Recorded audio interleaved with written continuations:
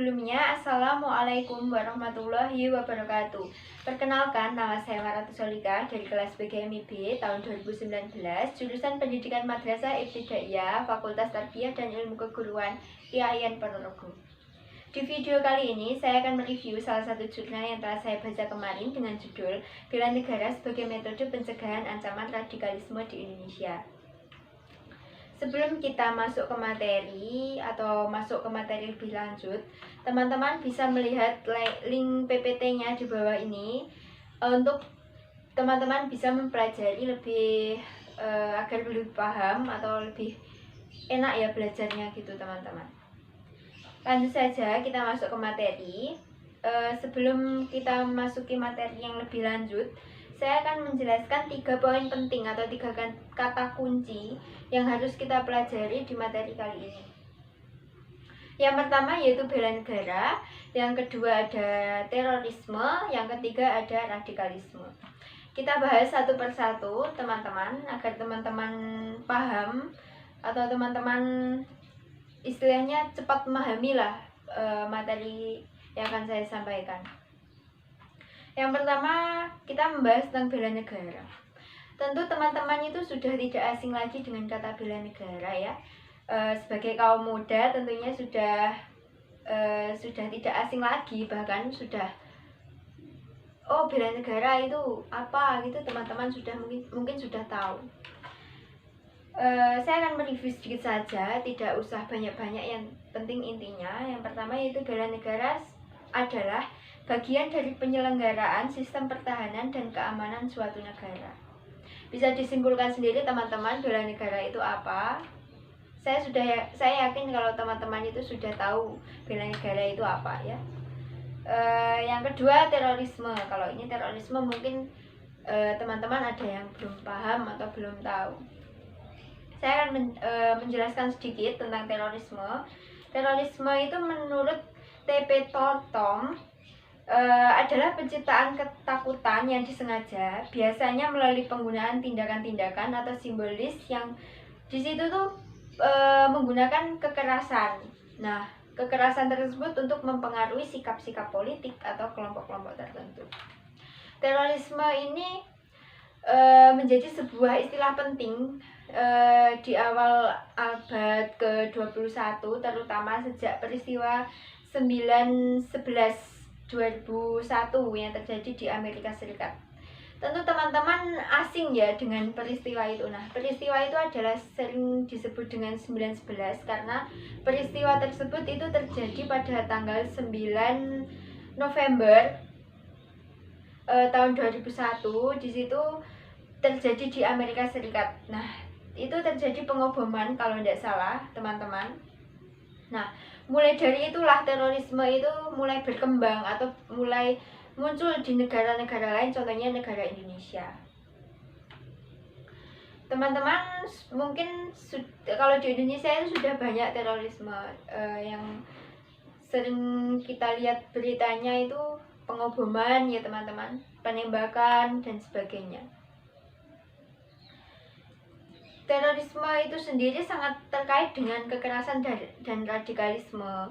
Ancaman-ancaman gerakan radikal tersebut menyebar di berbagai Indonesia, bahkan dikatakan sama dengan virus karena menyebarnya itu tidak terlihat gitu teman-teman. Menyebar begitu saja dengan mempengaruhi kelompok-kelompok tertentu agar masuk ikut gabung ke kelompoknya, seperti itu. Sehingga persepsi masyarakat itu mengatakan bahwa Islam itu identik dengan kekerasan karena adanya terorisme yang membawa-bawa intinya mengatasnamakan Islam gitu dan menghalalkan kematian manusia atau menghalalkan membunuh manusia, kurang lebih seperti itu teman-teman. Kalau menurut Boiler Bell itu sendiri, terorisme itu adalah senjata kaum lemah, tetapi merupakan senjata yang paling ampuh. Ya, itu tadi, terorisme tadi yang dikatakan seperti virus tadi, karena tidak nampak dan tahu-tahu menyebar begitu saja. Kita lanjut ke radikalisme. Yaitu radikalisme sendiri adalah sistem kepercayaan ekstrim yang di situ mendukung terus menggunakan hasrat ingin melakukan atau memfasilitasi sebuah tindak kekerasan. Itu namanya radikalisme. Nah, radikalisme ini sangat mempengaruhi perubahan sosial di masyarakat, teman-teman. Kita harus hati-hati dengan namanya ini. Lanjut ke sebab dan akibat. Oke teman-teman, kita lanjut ke sebab dan akibatnya. Kita mulai dari sebab terlebih dahulu. Sebab kok kenapa orang itu kok gabung dalam kelompok-kelompok teroris itu ya teman-teman. Sebabnya itu ada banyak. Yang pertama keluhan politik, keluhan ekonomi, sosial budaya maupun personal. Yang di situ tuh akarnya itu adalah paham dan fanatisme yang salah gitu, atau kepercayaan yang salah atau keliru. Di situ juga bisa disebabkan oleh pengetahuan seseorang tentang agama itu kurang. Jadi diajak ke sini mau, diajak gabung mau, tanpa mengetahui dalamnya apa, bagaimana di situ itu. Lanjut ke akibatnya. Nah, akibatnya ini sangat fatal, teman-teman. Di sini mengakibatkan merusaknya sendi-sendi masyarakat. Jadi merusaknya sendi-sendi sosial masyarakat itu dengan masyarakat itu berpikir bahwa Islam itu identik dengan kekerasan. Jadi persepsi masyarakat di luar sana itu, oh Islam itu identik dengan kekerasan, membunuh manusia dan sebagainya, menghalalkan pembunuhan manusia dan sebagainya. Yang di situ tuh menyebabkan masyarakat itu menjadi pola pikirnya berbeda, teman-teman. Kita lanjut ke upaya yang dilakukan untuk pencegahan radikalisme di Indonesia. Kalau menurut Kementerian Pertahanan itu bela negara itu hanya bisa diaplikasikan dalam konteks individu, bukan kolektif.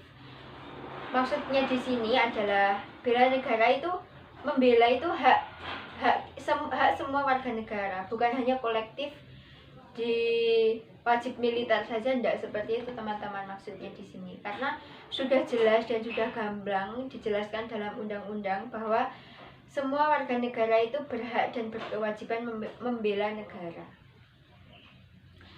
Kalau usulan dari Kementerian Pertahanan seperti itu, kurang lebihnya seperti itu teman-teman. Kalau menurut penulis itu sebagai generasi milenial atau generasi muda sekarang, tentunya kita dan teman-teman atau yang di luar sana itu kita menjadi generasi muda yang mampu membawa perubahan bagi masyarakat. Tentunya kita harus bisa terjun ke masyarakat untuk membawa perubahan. Nah, perubahan tersebut adalah untuk menyadarkan masyarakat Indonesia bahwa membela negara dan menjaga keutuhan negara itu penting, bukan hanya tugas seorang TNI maupun Polri. Seperti itu, teman-teman. Selain itu juga bisa dengan sosialisasi wawasan kebangsaan bagi pemuda-pemuda ataupun masyarakat-masyarakat bahwa membela negara itu penting gitu, teman-teman.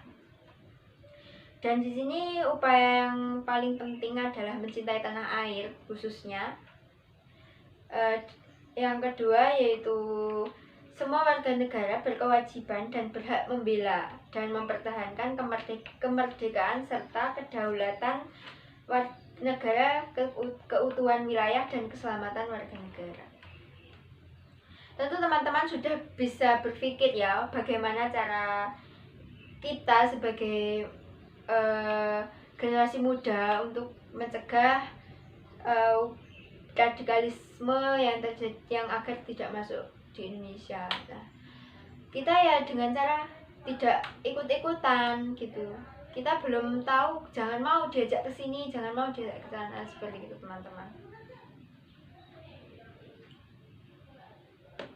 Kita mengambil contoh, nah yang saya katakan di atas tadi tentang peristiwa 9/11 di Amerika Serikat, itu contoh radikalisme atau contoh teroris tersebut. Yang kedua, bom Natal ini terjadi di Indonesia, teman-teman, pada tahun 2000 yang menghabiskan 200 manusia. Yang ketiga, juga ada bom di London pada tahun 2005. Yang selanjutnya itu masih trending jadi trending topik itu tanggal 14 April kemarin 2020 teman-teman, ada penembakan yang terjadi di Poso, Maluku Tengah.